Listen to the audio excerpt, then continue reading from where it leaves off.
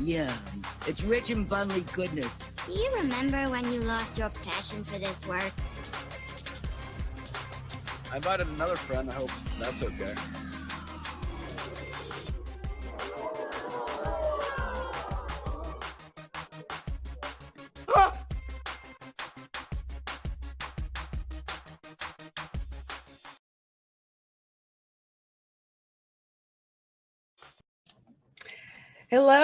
Hello, everyone, and welcome to my channel. I'm Reina Creole, bringing you that spice to sci-fi and pop culture analysis. And welcome to another installment of my after-school special series where we record interviews with some folks who can't make it during the lunch table. So we meet after school to hang out, talk, and have a good time. So with that, let me bring up my co-host, Fat Steven Seagal. How you doing? They have a good time, and then you bring me in. You're tricking them. They're gonna report you for false advertising.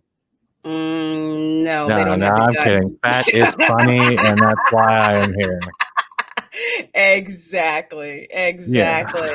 It's been an interesting day. I've been kind of laying low, playing a little bit of Apex, putting Ryan Kinnell's face on different pit characters in Mandalorian, and pretty much trying to avoid everything that is going on that is not gluten-free. But how are you? I'm doing good. It's getting colder here, and while I hate the cold weather, I'm glad it kills the ragweed, so now I can breathe, and my eyes don't look like I've been smoking weed 24/7, so yeah, it's all good. I'd also like to say again, like, you had a great pre-birthday show. That is probably the longest stream you've done in a while. That was 3.5 hours. We had a lot of Dark Council, a lot of good friends come in, drop by, and it went dirty really quick. So for those in the chat watching this later, it's the best 3 hours you will ever hear. Yes. Yeah. Best three, 3.5 by 3 hours, 20 minutes. 3 hours. Wow.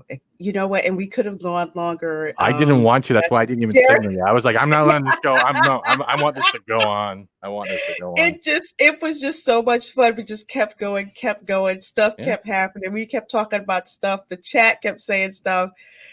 Man, went through finger to hell. Yeah, that's what happened. And after that. But folks, yes. So if you go on my channel, check out my pre-birthday celebration when I was hosting the Queen's Council this past Thursday. Check it out. Probably one of the best virtual birthday parties I've ever had. So it was amazing. It was amazing, off the chain. I heard you had a great birthday as well. You got a lot of wishes. And for future reference, I would also like to give a quick second to say happy birthday, Culture Casino. Even though it's going to be later on you hear this, it is now stamped, so I remember again. Exactly. So remember, for reference, after my birthday, next day, Culture's birthday. He's gonna kill us. He's gonna kill us so much. He is, but you know what? I get to retaliate for him telling people, send Lorena lots and lots and lots and lots of birthday wishes, and my Twitter blew up. Oh, that bastard. It exploded, but it was all good though. I hear though we actually got a really nice gentleman in today, and I'm not simping this time. He has a great voice. I've seen a couple of his shows. I've seen him fight with his Doom streams, trying to figure out how to get certain settings working. He has a car stream. He's even with Justin Proper with you sometimes, right? On This Week in BS. He is, and he's awesome every time he's on. You know, all the co-hosts, all the panelists on This Week in BS over on Justin Proper's channel. We all bring something special, and Wes brings that special dimension, and he's one of those people in the fandom with a YouTube channel that is criminally undersubbed. Very much so. Very much so undersubbed. So wanted to bring him on here, give him some exposure in a good way, inform some people about his channel and what he's about. So the best way to do that is to ask questions. So let's bring up Wes Moody from Wes Moody Webcast. How are you doing? Doing great. Hey, Lorena. Hey, Steven. So yeah, it's good to be here. I'm glad we were able to work this out. And, I'm glad you responded to my messages. Thank you. It took away and yelling at you in another channel. It's great. Thank you. Yeah. I don't know what happens. You get the Twitter, like the messages, just pushes things way to the bottom. And is that a fat joke? Because I'm just so heavy, I just go right to the bottom of everyone's feed. Is that it? Well, actually, if fat people float. That's the thing with fat people. The what? No, I drown a lot. I don't know. Never mind. Oh my goodness gracious! Well, yeah, I get that with with the DMs in the group chat. Sometimes it can get so just overwhelming. You forget, kind of where's what. And I know I had wanted to get you on the show, for a while.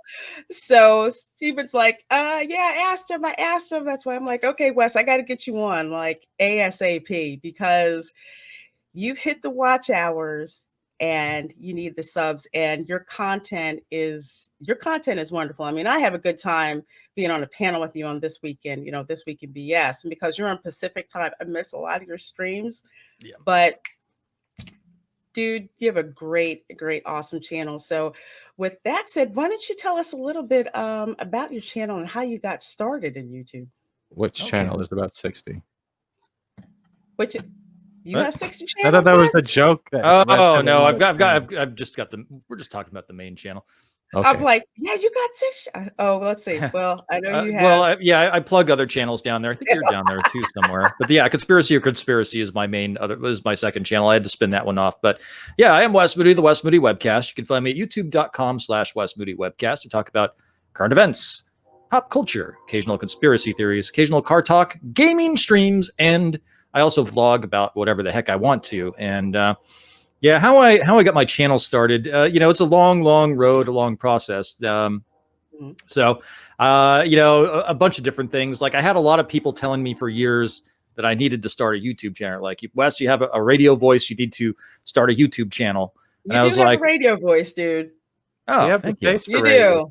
You do. Oh no.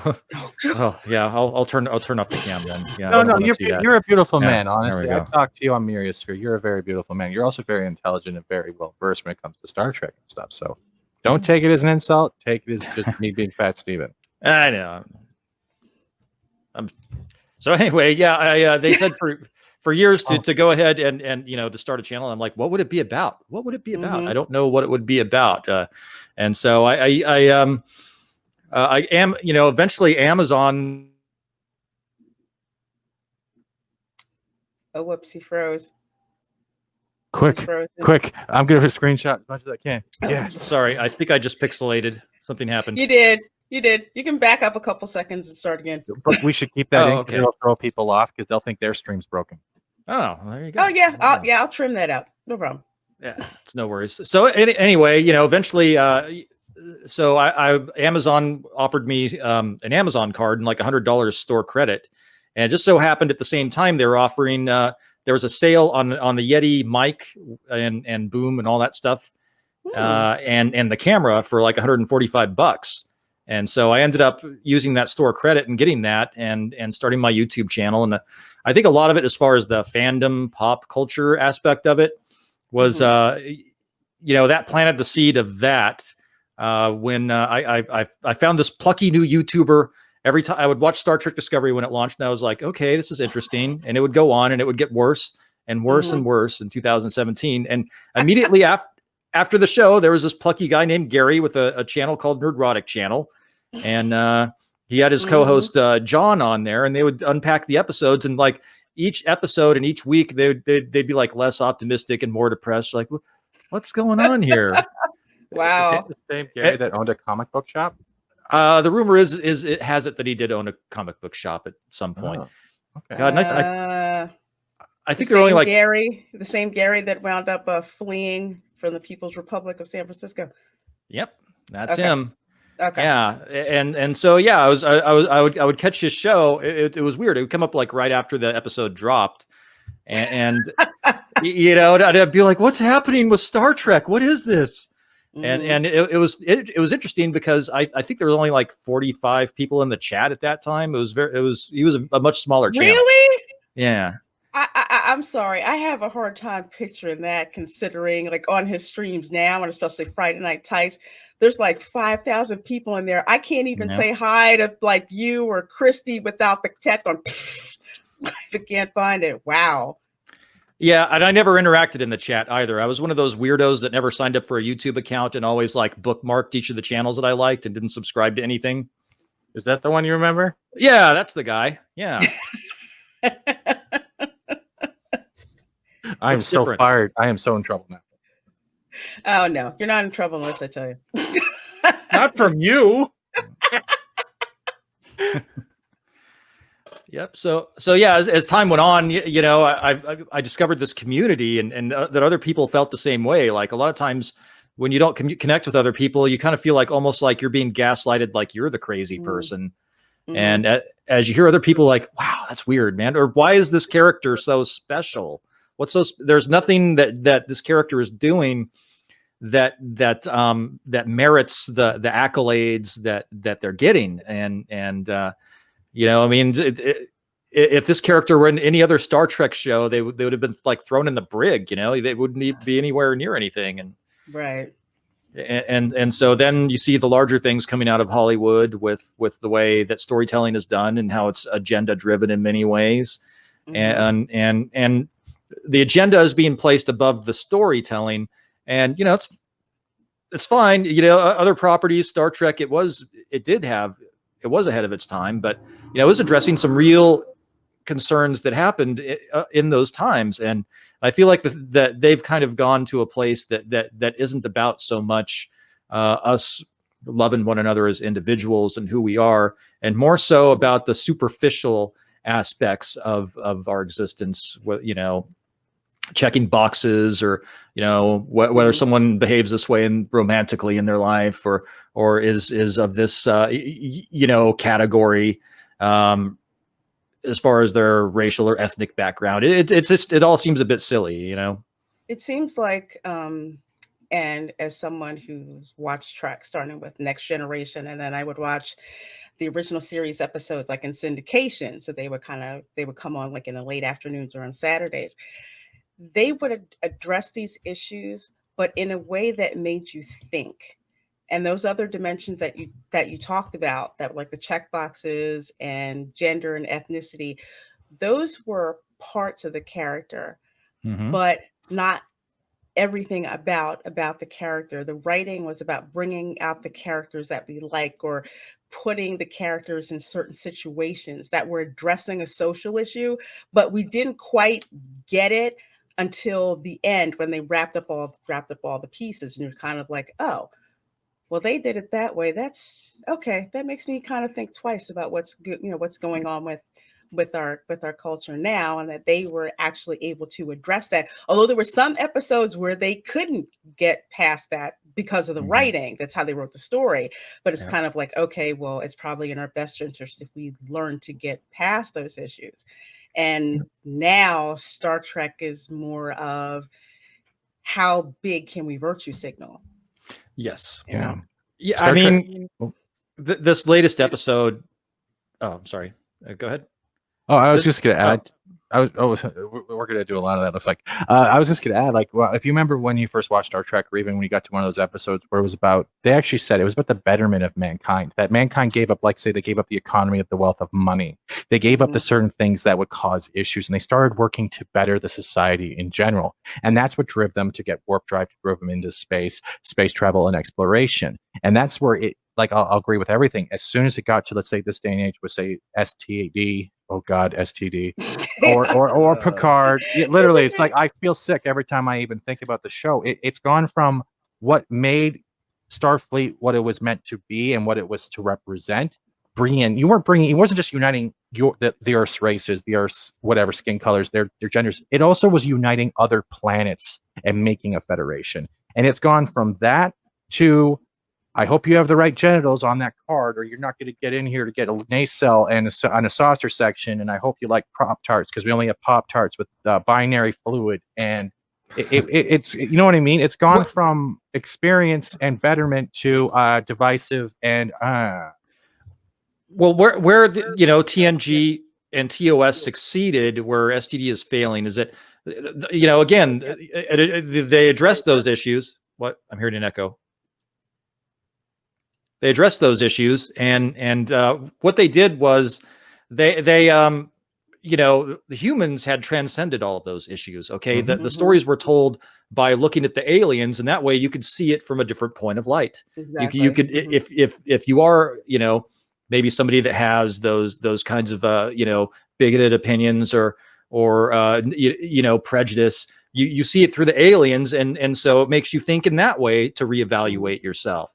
Now, having all the, you know, the humans, like they literally put up a wall in space around planet Earth. Planet Earth left the Federation, and it was bad. Okay. And it wasn't nuanced or anything like that about that happening. I just, that's the whole point, is that whatever you think, that humanity had moved past that and united, and that that's the, you know, it was an optimistic vision of the future, and it was told through the aliens. Right. Like one of the interesting things that I would notice is the conflict between the Romulans and the Vulcans. You know, that was just without honor. How they, pretty much like how, you know, they, in a way, yes, were very bigoted towards each other. And you kind of watch that like, okay, well, why are you're kind of, you know, you're basically cousins. Why is that going on? And then you kind of think, okay, well, humanity, don't we do the same thing? Yeah. You know, didn't you think I about think that? that's where they were going with that. I think honor also maybe had a representation of what faith or religion could have been, depending on the Star Trek and how you viewed it. And since Klingon was very, very well about the way of the warrior and the way honor was, it's kind of like faith. And when they're talking about another, let's say the Romulans, they always thought the Romulans were conniving, especially when it came to the way Worf's father died in, say, TNG, right? Everyone branded him a traitor, even though it was actually the Duras family later on. But it still had that whole thing where Worf was not only trying to be a Klingon being raised by humans, he was also dealing with the neglect of the whole Klingon society, believing he caused so much death on the Klingon race at, was it Kittimer? No, it wasn't Kittimer. Massacre, right? Yeah, that's how his parents died. Kittimer. Yeah. Massacre. Okay, so I am right. Okay, because Abrams messes me up sometimes. Sorry, I ignore him. I can't deal with Abrams. But Wes, I wanted to add. Oh, sorry, Stephen, I'm sorry. I was going to say I agree. Sometimes I get a little too forward with Star Trek. I apologize. No, one of the things that they're fine. One of the things that Wes, that I wanted to ask you was just with Discovery. What about it? I always ask people, what about it stands out? I know there's probably a lot, in stark contrast to Gene Roddenberry's vision. Stark contrast, or I can say that right. Contrast to Roddenberry's vision. Like, I know for me, I purposely didn't watch Discovery because I heard about it, and I'm just like, okay, I love Trek. I don't want to wind up hating Trek, which is why I gave Picard a chance, because that looked like a dimension that hadn't been talked about. And I said, you know what? This dude is probably the most interesting man in the universe. We can see who he's mentoring. We can see who he's rubbing shoulders with, who he still has beef with. But that's what I was looking for. And that's not what I got at all. And I was just disgusted seeing people yell at him, women yelling at him, seeing him like have dementia, for lack of a better term, people talking down to him. And for me, that was the moment where it's just like, you know what, this isn't Roddenberry's vision and I can't deal with it. So what was that similar for you with Star Trek Discovery? Oh, this might take a while, but I'll try and be as succinct. It's okay. Possible. We got time. That's why you're here. Okay, gotcha. We're here for you. I am your Canadian sport team. People need to hear this. So Gene Roddenberry had an optimistic view of the future, but also he invented a world that had very rich storytelling. It had nuance, it had depth, it had breadth. It made you think, and you could tell that most of the writers that wrote for TNG and for TOS, they really cared about building that world and building and making people think and having dynamic and rich characters. And when you get to Star Trek Discovery, I feel that the writing staff there, you have people that don't have a lot of, it feels like they don't have a lot of life experience. They're not interested in nuance. They're not interested in telling a good story. They're not interested in building an interesting world or building upon or paying respect to Gene Roddenberry's vision. And feels like, it almost, I don't want to, maybe I'm just going to let it rip. If it feels like somebody with an 80 IQ, like somebody with like a 70 or 80 IQ is attempting to write something with the Star Trek name on it. I feel like these are failed writers and failed creatives that were they to make something from scratch and try and build their own world, number one, I don't think they would have done sci-fi. I don't think this is something that would have interested them. And I don't think it would have been successful at all. It feels like you had people that were connected in Hollywood that got a job solely due to their connections and for whatever check boxes that they tick as far as the immutables, race, gender, sexual orientation, all of that stuff. And I don't, it's very heavy-handed, and I don't think there's a lot of depth and breadth and richness to the characters because the writers themselves don't possess those qualities. So I think what we're seeing is a reflection of the mediocrity of them as writers and as people. Can I ask really a question? upsetting. Oh, I apologize. I wanted to ask a quick question when it comes to the writers. I don't mean to cut you off, but it just popped in my head. Wes, do you think also that these writers, when it comes to Picard and Discovery, they write without the idea of hope? They don't write what we could be, and they just write mediocrity. Do you think they've lost hope in their writing? I think this is I think the writing is reflective of their worldview, as the writing in TOS was reflective of Gene Roddenberry's worldview. And I think their worldview is that, this is the world, that Star Trek Discovery is a reflection of the world that they believe that we live in right now. So no hope. In their world, it doesn't come from a place of gratitude. It doesn't come from a place of imagination. It doesn't. It seems very narrow-minded, and again, it seems like it comes from people that they don't understand nuance. They want to do the talking. They don't want to do any listening, but they claim that nobody listens. If you've watched any of the New York Comic Con stuff, I did. Definitely. Hold my beer. Exactly. And then, in the last episode 3, it was like, we just need to listen to each other, but they don't want to listen to anyone. No. They want to talk. You need to listen to me. And then when you try to poke holes in it, like, well, wait, what about this? And what about that? They shut you down with personal attacks and insults. And I think that the writing is a reflection of who they are as people, which is unfortunate. I would have to agree with you on that, Wes, because there was a time with Star Trek where the fans, we would give our feedback about what we liked and what we didn't like. And the producers and people associated with Trek at the time took that.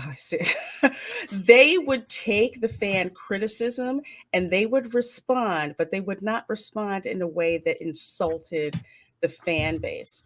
They respected the fan base. And it seems like with Discovery and with Picard, they have zero respect for the fan base. They don't even have respect for Gene Roddenberry because people were even upset, and I missed it the first time, and even I think it was Doomcock and Gary and Az even pointed it out. They literally mocked Gene Roddenberry in one of the episodes, and they called the janitor Gene, and they were so disrespectful. So if you go back and watch, they were cleaning. Remember when they were cleaning up? Yeah, they were cleaning up the body in the. You know how they have the mycelial drive, right? And there's the room where Stamets usually goes into.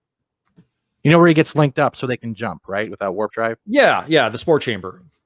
I hope Lorena looks like she's confused. I was trying to make sure. So, I haven't, because I okay, so at all. So in the finale of season 2, which was stupid anyway, they have this thing called Control, and he was controlled by nanites and artificial intelligence. This guy from Section 31. Michelle Yeoh went in there and she killed him. She magnetized it and sucked all the nanites out of him, and he died. Okay. So season 3, episode 2, that's when we catch up with Discovery. And she walks out and there's like gray matter on the top of her boot. And she says, I had to finish the job. And then it shows somebody scooping out. Basically, it implies that she stomped him into pulp. And you have somebody with a shovel, like from Home Depot, like a shovel, scooping up like bits of flesh and gray matter and putting them into a bucket, which used to be Leland. And apparently, and I missed it too, apparently they specifically named the person scooping the corpse into the bucket. Again, it looked like a bucket from Home Depot. They named him Gene. Yeah. He was literally there. They actually did close-ups of the shovel picking up the flesh, and Stamets and Tig, I forget what her actual name is on the show. That's the comedian Tig, right? Yeah. And she's literally like tells him like, just shut up. Don't keep doing your work, crewman. And like, Gene, shut the hell up. I don't care about your name. And just kept back to shoveling. And I'm like, are you kidding me? You're in a suit with biohazardous material and you're not even wearing protection or a helmet. That's how much disrespect. They couldn't even give the guy in proper safety attire. And yeah. But that's the fact that they would disrespect Gene Roddenberry like that. No wonder they write the way that they do. No wonder they write it that way. No wonder they're so narrow-minded that way and try to basically cut off dissent if you don't like it. And then they call us toxic. They call us toxic fans because how dare we not sit back and just take this crap? And even even in contrast, because after I know I went on for this for a little bit, but how many of you have seen the Orville? Love the Orville. Okay. I've watched a couple episodes, but I'm saving it for a binge day when the more dark times I had to sit and watch that because Picard had pissed me off, had depressed me so bad. I'm just like, you mean to tell me no one can come up with an original concept? No one can do world building and bring in a fan base. And then I watched the Orville, and I'm just, from the first episode, forget that, from the first 5 minutes, I was hooked. You notice how hopeful it is, the world building that they do, the humor that they do that is not insulting. I mean, it is, but like in a funny way, Mm-hmm. and it makes sense. And just the world building that they do and the characters that they build and how you start to care for those characters. It's just like, this actually feels like what Star Trek used to be. We thought Star Trek used to be. Well, yeah, and then you have characters like Bortus and Clyden. I mean, that it's a part of who they are, but you don't. I mean, it's not like front and center. That's all there is to their character. I mean, it's dynamic. They have a relationship. They talk with one another. Bortus has his porn addiction. I mean, it's hilarious. It's great. They're addicted to cigarettes. Yeah. And then they find out that that his partner was actually female at one time, and what happened to the females on their planet. And let's just say Dolly Parton is involved further down the line somewhere where it comes to that. But you care about the characters first, and what they are is like an additional dimension. That's not what it focuses on. Can I ask a question to both of you in a way? It has to do with Picard. Okay. You guys have seen enough TNG to know the Q episodes pretty well, right? Yeah. Don't you think that the way it was and the way Picard was and how things went, don't you think that Q would have eventually shown up and done a Picard test on him no matter what, being like, why have you become this man you promised you would not become to be in Tapestry?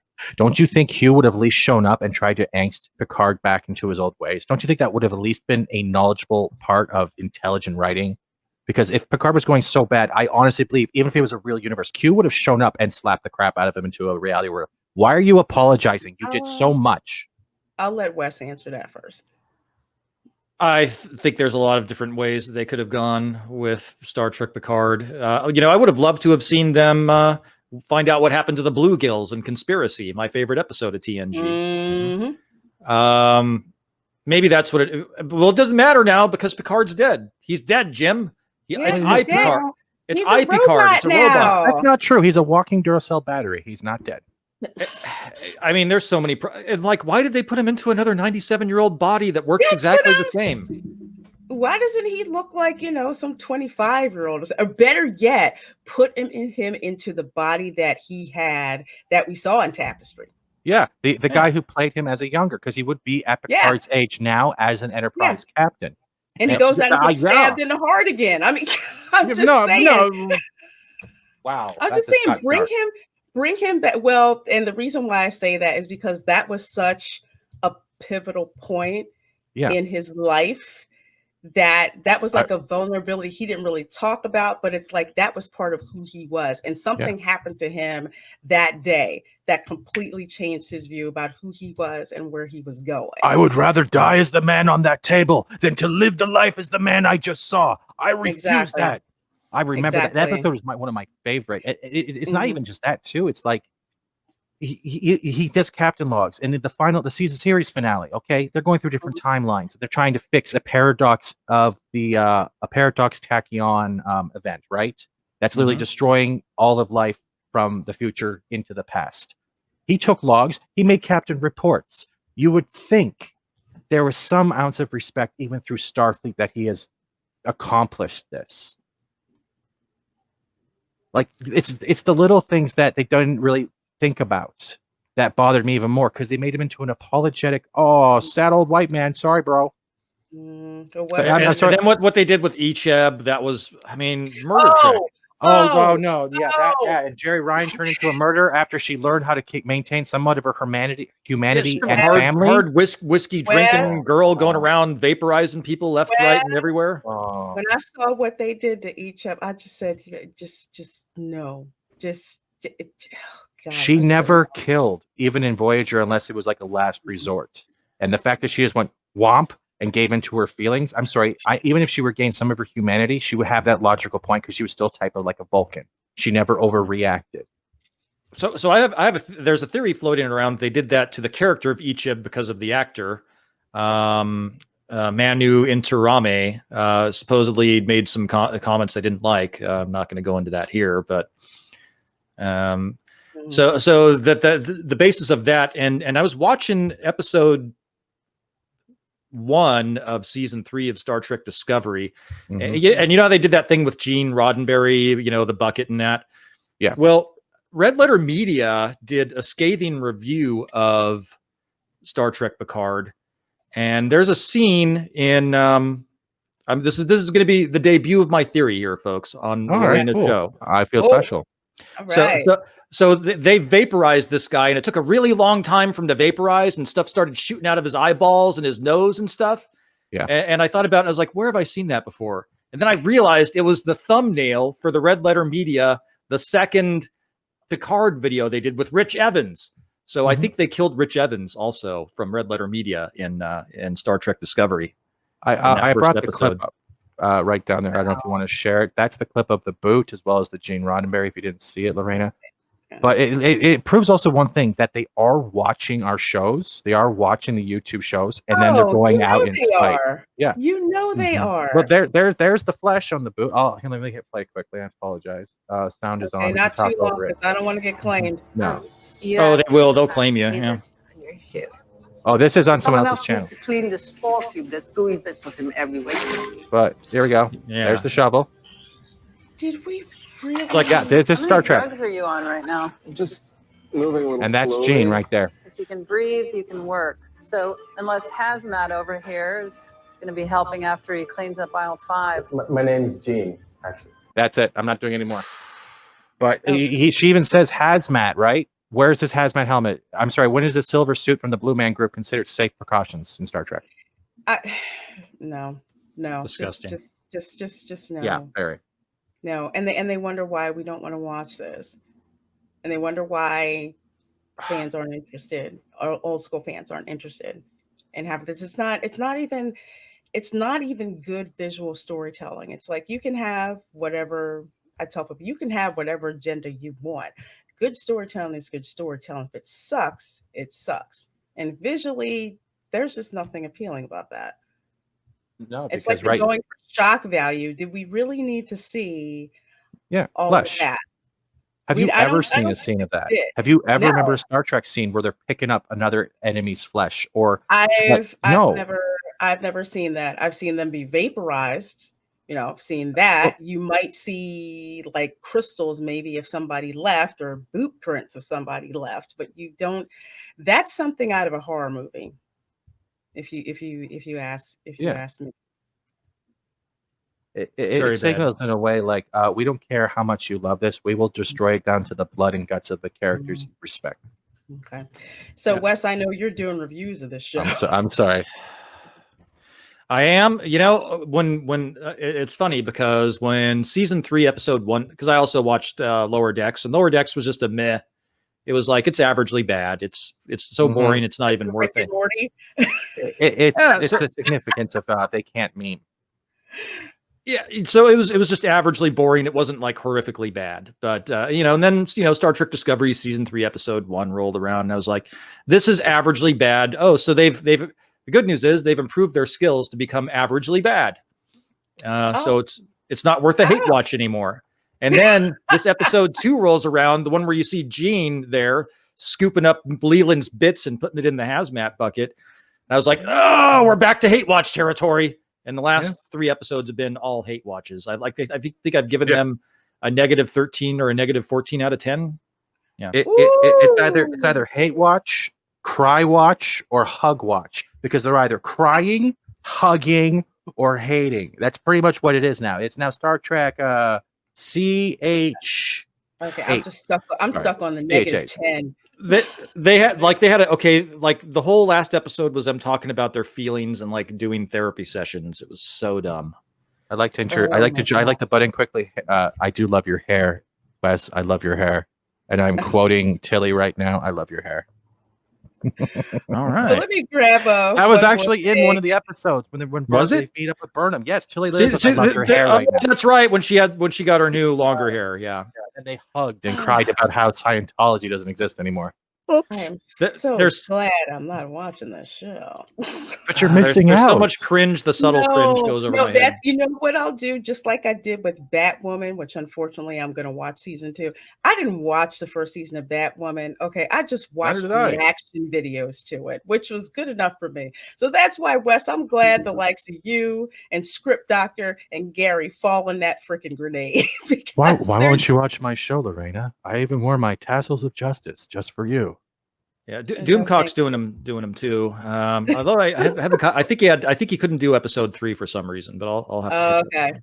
Okay, yeah. We don't want to do it because it just hurts us more, but we have to give our opinion. Otherwise, it's like we're giving in to their stupidity.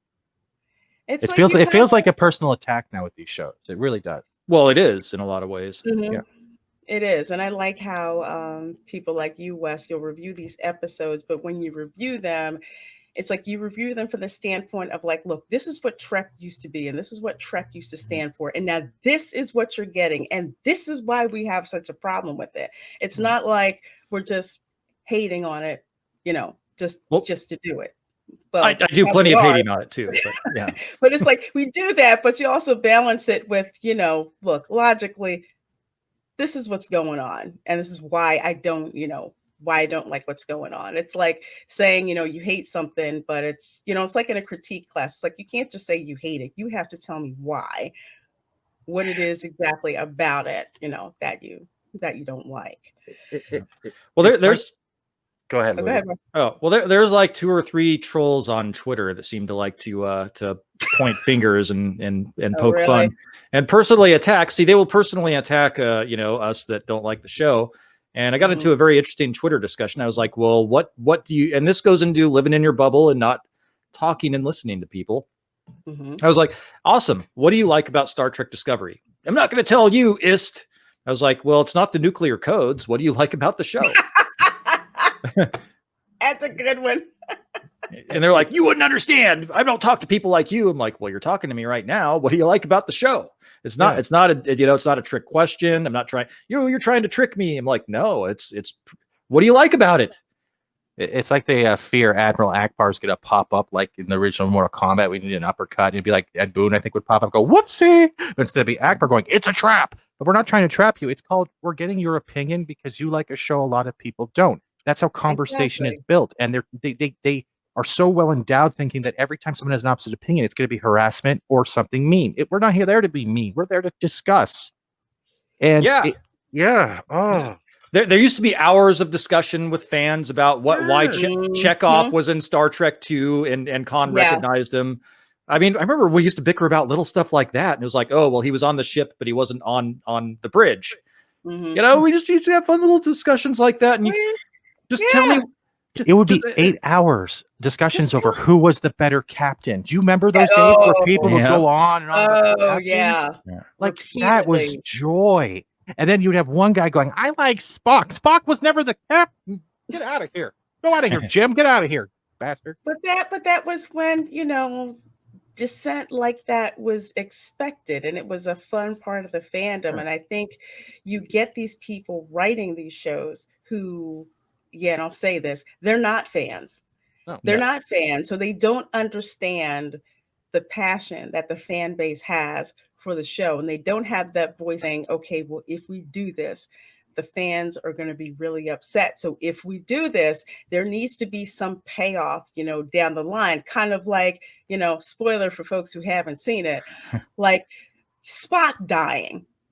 Okay, people are like, Spock can't die in the movies. He can't do that. And people were pissed. They were very upset. They were very upset.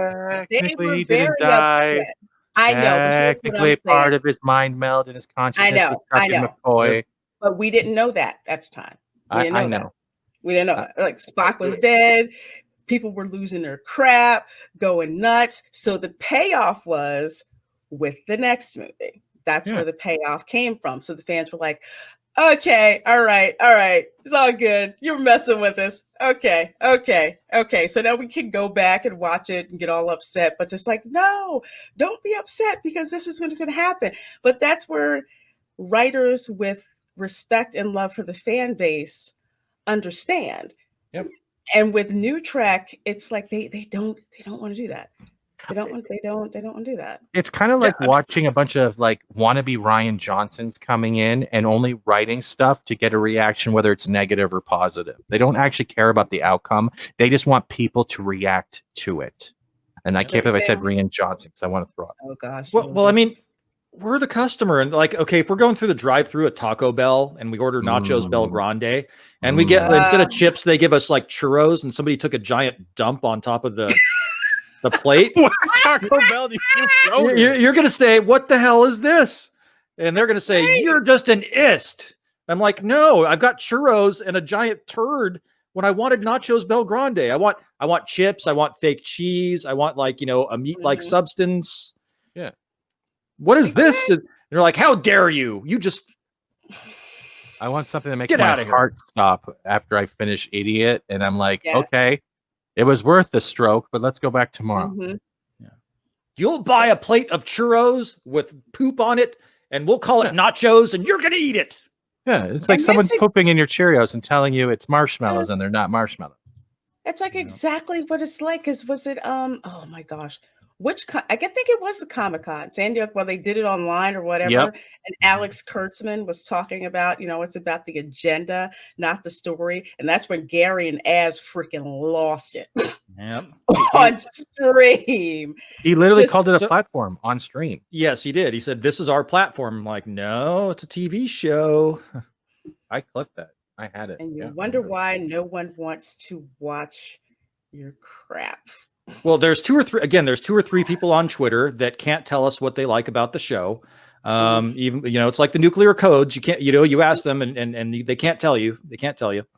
Okay. And I even went as far as to go out on a limb and I said, here are things that I think are good things about the show. I like the Jeff Russo score. I think Jeff Russo is an amazingly talented composer. One of the greats. I mean, this last episode would have been unwatchable without that score. Mm-hmm. And I said at the beginning of the very first season of Discovery, I thought it had potential. I thought it was interesting. I thought it could have gone places, but they completely ruined it with the Lorca arc. So, well, let me pivot to. Oh, sorry, Wes. Do you have one more thing? I was done. I'm starting to get. I'm getting mildly perturbed.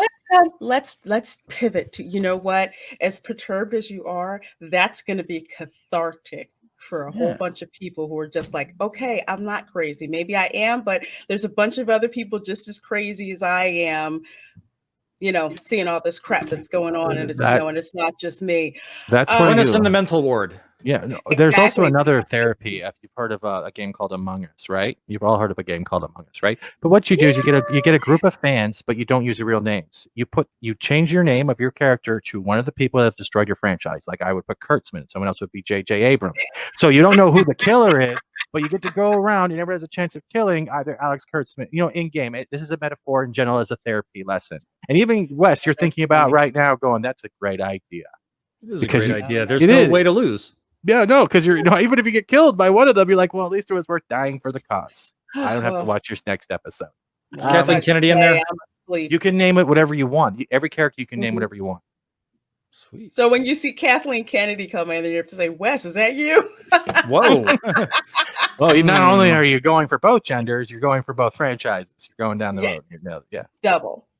And I'm just saying this as an idea. This is all just a game thing, but for everyone watching later on, feel free to try it out. It works. Among Us is a great therapy. It's great. Yeah. I just can't play with my friends because they play while I'm dead ass asleep. So the next subject this one should be a lot more fun. So Wes, you do gaming streams. Tell us about that. Well, I've been a gamer since I was a kid. I think when I was very young, we had an Intellivision, which I don't know if anybody out there knows what those are. Oh God, I'm aging myself. Yes, I know what that was. Yeah, so you had this really horrible controller that looked like a phone that had a disc and very hard buttons, and you had these overlays that you put over the number keypad. This was pre-Nintendo, and it's funny because everybody talks about how like the video game crash of '83 was like the worst thing ever. But for me and my brother, that was like the best thing ever, man. We went in those bargain bins. We're picking up top games. It used to be $60 a piece for like 99 cents. It was great. And so awesome. Oh yeah, let me show folks what this was because they're gonna need. Sorry, but I didn't get that for Christmas. I got one of the Major League Baseball.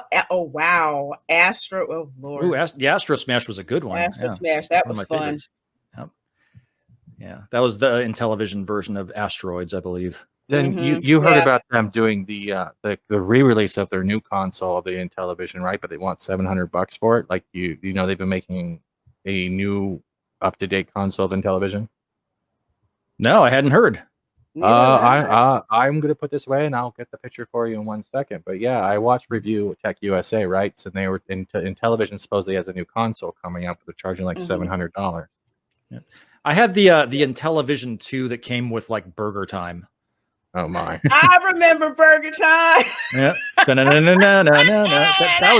was a big game. That was a hit. That was some quality fun right there. Burger Time. Whew. I think they took a clip. I think Burger Time was one of the games that was in Wreck-It Ralph. I think it was down the street from Tapper, actually. I think I got to level 7 on that. That was as far as I got. Those damn pickles would always take me out. Well, here you guys go. I'm not. They don't have any real videos, but this is the new one that's coming out in 2021. It's going to be that's coming out. This is going to be like $700 US, from what I understand. It's coming in different shades. Oh, serious? Why use that same ass-tastic controller design? But look, it's also touchscreen oriented, so you can actually flip it sideways. It has motion control, and you can have up to 8 players playing this game. So this is what they're doing. $700. Yeah. Well, you brought it up, and I thought maybe like immersive LED lighting. That's another word of just saying, hey, we put RGB on it. Yeah, I have to laugh because it's like it would have been better, honestly, if they would have re-released this thing for like $99. Maybe just like have an app to where you can interact with your phone that you can connect to your PlayStation. It'd be perfect. But this is like it's such a limited infrastructure. It's like I would want the one up there with all the cool colors and everything. I want that cheap ass thing with the worst controller in the universe. I might have to correct myself. It might not be $700. It's actually $249. This is you guys remember Electric Playground with Tommy and them, right? It sounds vaguely familiar. I remember Tommy Tallarico was also the guy who then left the show and started doing the game themes with the orchestra live shows. I don't know. I remember Screw Attack. Screw Attack was good. They were good. Yeah. But Tommy Tallarico was actually on Review TFA, and they're saying it was actually giving a description. So I was wrong about the price because I'm getting another new console that's coming out. But he's saying that it will be touchscreen sensitive. You can flip it. The controller buttons will pop up, and you will still be playing your old one. It's just going to be up to date. So I want to recheck myself so I don't give out false information. Okay, but, for $239, it's okay. It's not bad. But I got a Luna controller to buy, so. Steven, you got a 50% rate of getting it right, and you corrected yourself. So you're already about 200% more accurate than the mainstream media. Hey, if you can't ever admit to your mistakes, you'll never get anywhere positive, right? You got to make when you're wrong. Yeah. But then again, I'm always right. So even that statement was right. So well, there you go. So, Wes, you had fun with that in television, huh? Yep. Oh, wow. And then my parents divorced, and I got a Nintendo and NES for Christmas one year.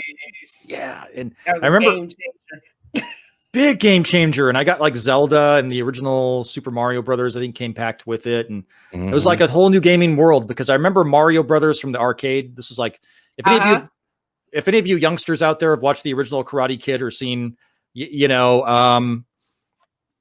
clips from Cobra Kai, they used to have these things called video arcades where you had like consoles lined up against the wall and stuff and miniature golf places.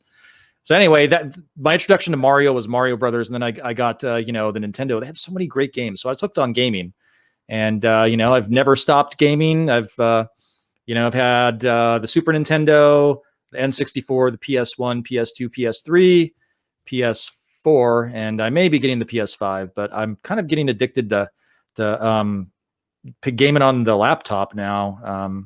So I stream my gameplay, both retro gaming, those old school games that are great, and HD gaming, like Halo and Doom 2016. Cool. You ever run a Steam client? You done that? I think that's what I think that's on Steam. Yeah, Steam's how I do it. Yep. Okay. Yeah, so it's pretty cool. We're trying to get co-op together with several of us, and we can never get our schedules to match different time zones. And then, of course, you have Culture Casino that lives in a state that's in a different time zone, but also doesn't observe daylight savings time. Which is great. I wish all of us would do that, but unfortunately, I know. Yeah. What is this festival? Actually, that's you remember the NES Classic came out, so I'm trying to give it like a slow. Like I still have one I never used, but I sold it to someone on Twitter who wanted one. So remember when the Classic came out for the original NES Mini? Yes. So I've never used it. So I showed him the pictures. It came with that's what we did back in the day when it came to 80s gaming. Yeah. So that's the Nintendo. It's 2 buttons mashing and blowing your games all the time. Yep. Now I thought I saw one where they had the maybe I didn't see that right. The old school controller that you could use with the Switch. Yeah, I think there's a way to do that. I think I've seen one. There's just like this niche market for old school controllers, but they work with the modern systems. I wish I'd kept all of my original consoles. Now I'm kicking myself now. Really? Yeah, especially for one of them. Okay, like at the end of the SNES's lifespan, I got I pre-ordered through the mail. This is how before the internet and all that stuff. Mega Man X3. I was like, it just come out, and I hated that game. I thought it was horrible. But they didn't make that many of them. So if I would have kept it, that game would have been worth like $700 now.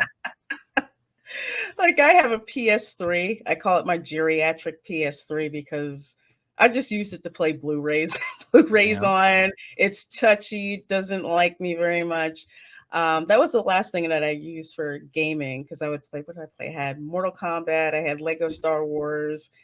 I had Assassin's Creed on it, and yeah, I liked it. But now I'm looking for another console. But yeah, I don't know if I want to go into PC gaming because I don't know if you know, but Amazon has this pilot program for PC gaming called Luna. So I got into that trial. Bastard. And I know. I flashed cleavage and they got me to the front of the front. No, it was only open to Americans. It had nothing to do with cleavage. I can make I'm not even getting into that. Well, I didn't know that. All I know was, hey, yeah, sure, I'll try it, whatever. So it's really cool. I have to get a controller, but I know there's some people who really like the PC gaming. So, Wes, what's your opinion about PC gaming versus console gaming, and what do you see kind of like the future coming down the pike? Well, I was always a console gamer. It just so happened to be one of those issues where I opened my old laptop and broke the screen and it came apart. So, everybody's like, oh, you need to get some of my subs are like, you need to get a gaming PC. And I was looking it up, and Dell, it just so happened to be a confluence of me breaking my old laptop and Dell having an incredible sale on gaming laptops. Like, seriously, it was like 60% off. And then they upgraded me even over that when I bought it. I was like, I couldn't believe it. And so under those circumstances, like they were going to give me the 1080 graphics card, and I ended up with the 2080, which is a generation above. I was like, wow, man, did I win the lottery here or what? Wow. So under those circumstances, yes, I wouldn't recommend spending like $3,000 on one. But for what I paid for this, I love it. I love the convenience of it for streaming. You can hook up pretty much any controller to it. So I'm using my PS4 controller to game on the gaming PC. Oh, nice. Yeah. So if I don't want to be on cam, I could just like lay the laptop next to me and do gaming and be in Studio B and B for bedroom and game on the laptop. So do you game streams mostly on YouTube, or do you also stream on Twitch? I used to do dual streaming because Streamlabs, OBS Streamlabs, they used to have that feature, and it's a little bit clunky, and somehow or another they deactivated the link to Twitch. So I've been pretty much only doing it on YouTube right now. Okay. I should be more diligent about multi-streaming. Darn it. I'll give you guys a little hint though. Like if you guys do have a gaming library, like probably with Epic and all that stuff, there is something called GeForce Now, and GeForce Now is a cloud-based service. But what it does is that it will stream games off their PCs, but it only streams the games that you own in your libraries on all platforms. That is allowed, and it's like a monthly or yearly service. It's picture Stadia, but not Stadia, and actually worthwhile. You might get a little bit of input lag depending on what you play, but other than that, it is a solid service from what I understand. And if NVIDIA is watching, we do accept sponsors from NVIDIA. Yes, we will. We'll take any samples of 2080s or higher. I'm kidding. Yep, it's been 2 months. I think I need to upgrade again. Yeah. Just give me all your RGB RAM, all you want. Just give it to me. I try not to get into that. It's so easy to get hooked into with the upgrades, and I will take hers. Just give it to all of Fat Steven. I'm sorry. So Wes, are you going to pre-order a PS5? I heard about the pre-order, and I just said I don't know if I want to deal with it. Maybe I'll get the Xbox, the new one when it comes out. I don't know. I had initially planned to, but I think I'm probably going to hold off. My work schedule has been extremely busy, so I just haven't even really had time to do as much as I probably. That was me. I didn't have time. I bought my PS3. I said, yeah, I'm going to dedicate myself to doing a whole bunch of gaming. No, didn't happen. At the same time, though, always with first of the new gens releasing, you never want to buy one, from my experience, because there's always problems. And last thing you want to do is drop, let's say, close to $1,000 if you're getting like an extra controller, the games you want, and it turns out to be $1,000 doorstop, because everyone remembers the red rings of death. Everyone remembers the motherboards in PS4 bending depending on the way their heating was in the cooling system early. Everyone remembers these stories, right? Wow, that happened to the PS4? For some people it did. Yeah, it would get so hot that I think that the motherboard would warp in a slight way, and I think the graphics chip would pop off its soldering. I think that was just interesting that you said that, because when I bought my console, I had a choice between the PS3 and the PS4. And I think I remember hearing stuff about the PS4, so I said, forget it. I'll just buy the PS3 because I don't know if I'll spend as much time playing it. So that's that. Yeah, I think I remember hearing something like that. I had the disc read error on the PS2, but I haven't had any those other issues. Yeah, that kind of sucked. That thing only lasted like a year and a half, and then I went to go get it fixed, and I went to go buy they had a huge sale on the PS2. And I opened it up and I was like, where's the console? And they'd shrunk the PS2 down so tiny. It was only like double the size of the disc. I was like, that's like I was calling them. I was like, hey, I got ripped off. What is this? Where's the other half of my console? Exactly. Where's the rest of it? Well, they did that with the PS1 Mini too. You remember? It went from like that big clunky rectangle down to like something you would play a CD and watch on TV in your car with. Like it got small. Wow. Yeah. But the PS2 Slim lasted for years. That thing was great. Yeah, it did. Well, PS2 Slim was the pinnacle. Well, PS2 in general was the pinnacle of PlayStation gaming and console, in my opinion, because that thing was just the titles and everything. Oh, That took a licking and kept on ticking because my nephew, who is destructive on everything, he kept that PS2 Slim going. Nice. He used to wear that thing out. Except for when I would play him and then he'd start to cry because I'd beat him all the time. I said, don't tell anybody you got beat by a girl. Just take what I learned and use it to beat other people. You just told everyone in our chat when they see this later. What? You got beat by a girl. You just literally told everyone. Really, Yeah, I did. You got beat by a girl. That's okay. They don't know who he is. The description will be in the link later. So Wes, so you're also into car talk. Anytime I see car talk, I think of the Tappert brothers from not NPR. Yeah, it is NPR. Yeah, NPR with their car talk show. So what kind of car talk do you do? Well, initially, celebration of different cars, but it's kind of free form. So the last couple of shows we've done, we were doing specific cars in pop culture. Like we did the Corvette Summer retrospective, the Mark Hamill, the 1978 Mark Hamill Classic with the ugliest Corvette ever made. So, I didn't know such a thing existed. Yeah. So, that was interesting. We had Nick Nugent from KR Companion, Knight Rider Companion, talking about Kit and Car from Knight Rider, which was cool. Ooh, that is cool. I remember that. Yeah, but normally we'll just we'll look into a specific make and model or upcoming makes and models and speculate about them. Do bench racing, I guess you'll call it.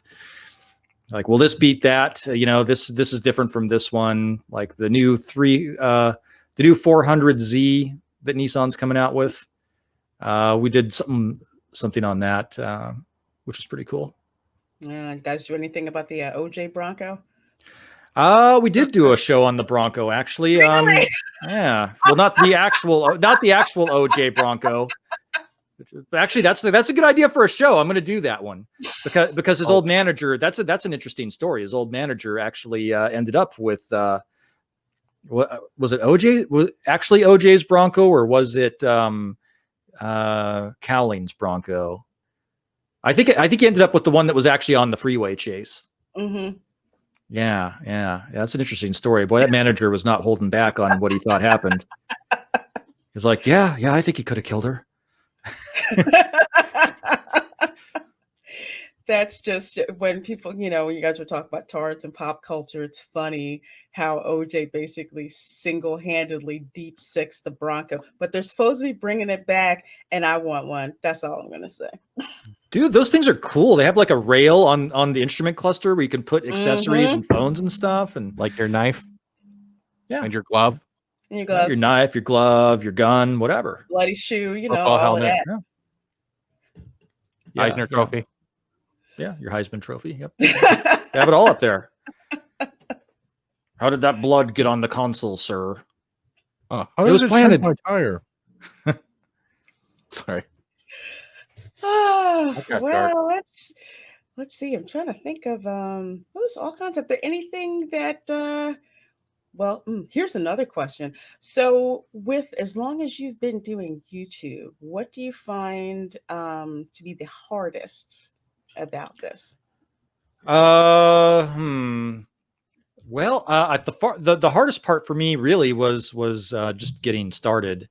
And I think if you're thinking about starting a YouTube channel, the best thing to do is maybe get a good mic and go audio only and just kind of experiment. And as you do it more, things, it'll start to coalesce on what your channel and what your content's all about. You'll start to maybe it'll start off haphazardly. That was the biggest thing for me was trying to come up with ideas for shows and content. And so eventually it kind of came into focus, and it's like, we're going to do I want to talk about whatever Wednesday. There you go. and having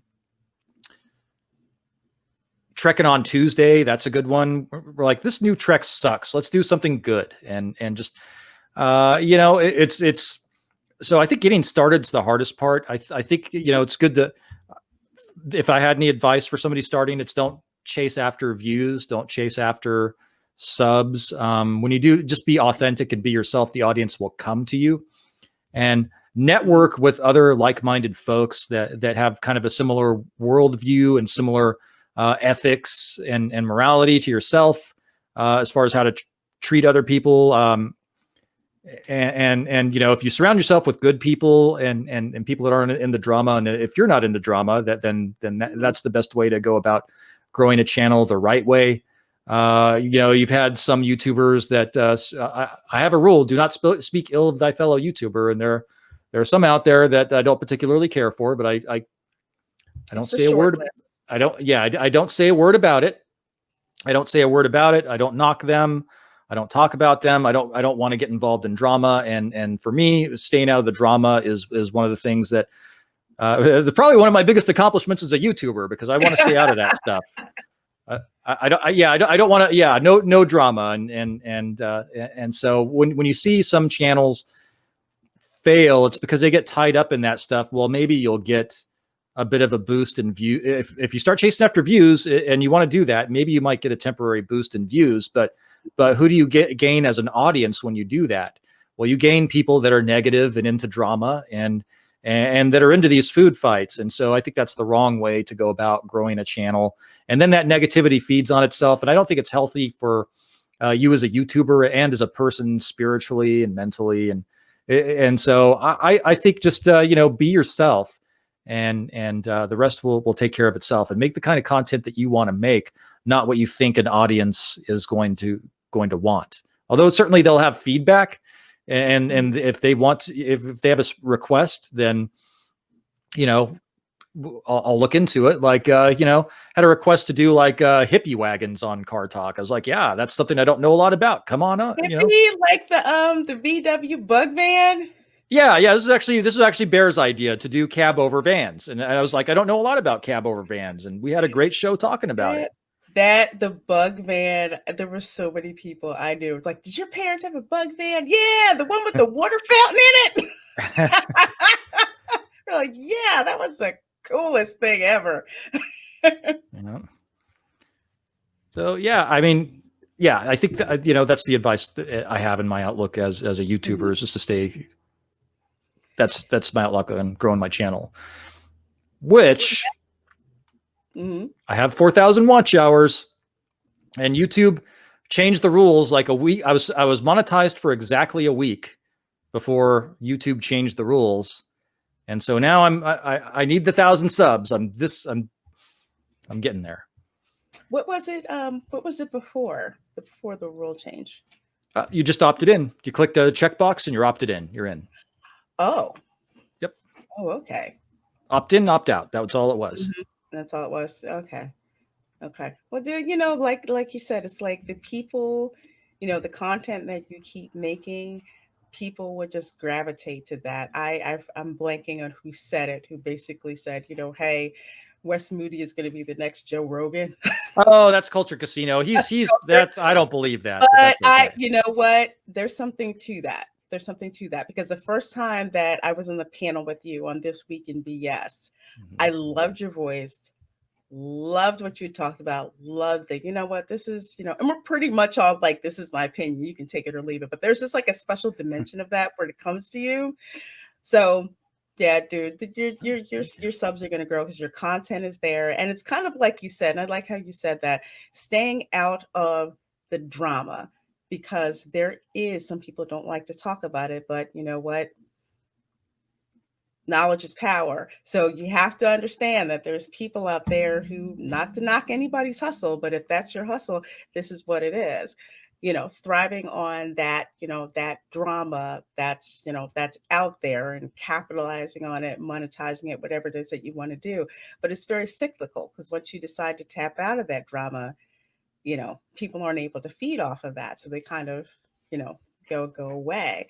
But again, it's like, it's not about subs. It sounds hokey, but it's true. It's not about subs. It's about the content, that you put out. And eventually those subs come to you, and those subs are, those subs are authentic. So I tell people, because I didn't think I was ever going to start a YouTube channel. People had to drag me kicking and screaming. I remember that. I was one of them. I'm like, why should I do a channel? I just crash your channel. No, you need to make your own channel. I'm like, okay, well, who's going to pay attention to what I'm looking at? Because there's so many other, channels out there, especially some channels. Cleavage. I try. Well, it's like I tell people, I try to use my Cleavage. powers for good. I don't like to use the nuclear option unless I have to for the benefit of other people. But, but yes, just you see people like 10,000 subs, 100,000, and you're just like, this is just me out there with my channel. But it's like I told someone else, everyone has a unique voice, and the people who are drawn to your voice will come to your voice, and those are the people who you want anyway. So how did I get here as a YouTuber? What's the thing that surprised you most about starting a YouTube channel? What surprised me most? That's a good question. Finding out she's actually black. Whoa, really? No, that would be. No, I'm not. I'm gonna keep doing it. I'm not gonna. No, that's an inside joke with Abu Nas. I was surprised by how much support I got from the community. I knew it was out there, and it's one thing to hear about it, but it's another thing when that support, comes to you, and people can't seem to do enough for you. What can I do to help you out? What can I do this? And it's kind of just like, I don't know. I'm kind of still learning, what to do. I knew it was going to be, a lot of hard work, because I see, people doing work and getting videos and networking and doing all of that. But yeah, just how much support there is out there. So there's two kind of things that surprised me. That, and not to be negative, but I'm going to be. You have some people out there who uh-oh, did I freeze? Did you freeze? No, wait. Yeah, you just did. We'll give you a couple seconds. God damn it. Sorry. You froze right when you were getting ready to tell me not to be negative, but I was like, well, I need to hear. I'll start that again. So okay. Yeah, so no, not to be negative, but I'm gonna be, because it is what it is. What surprised me is some people who say that they want to be supportive and they turn out that they're not. That it's lip service, but those people are few and far between, and they're not a reflection, on the community as a whole is great. That whole 80-20 rule, 80% are going to be this, and then you have that 20%, which not so good. No, it's like that anywhere in life, but it's kind of, just keeping things in perspective. The majority of the community has been great with the support. I just get overwhelmed with the support. I mean, just even with like my birthday, that was crazy. I hadn't seen my Twitter blow up like that, and Amber and Ord's Board, they like made a birthday video for me. I did not expect that, at all. Abu Nas did something for me. It was, it was cool. But that's what surprised me the most. So cool question. That was a twist. Yeah. It's really weird though, because the YouTube community, you hear about this and that. Oh, it's hard to get off.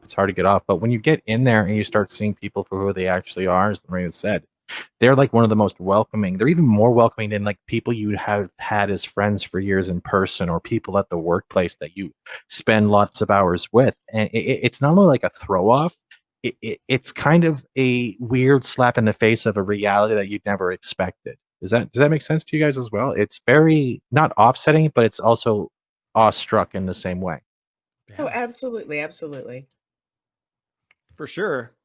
Yeah, I must say, the community, this is amazing. This is like the best group of folks, both in, other YouTubers and people in the chat that I think I've ever met in my life. Really, me and Culture Casino were talking about it, and it's like, really, this is like having, finding a family, and it's really, it's really nice, and I guess that's something that surprised me too. Lorena, is the same thing. Is just the support that you get, and the love, and just the awesomeness of, again, I would say maybe not. Well, yeah, the 80-20 rules.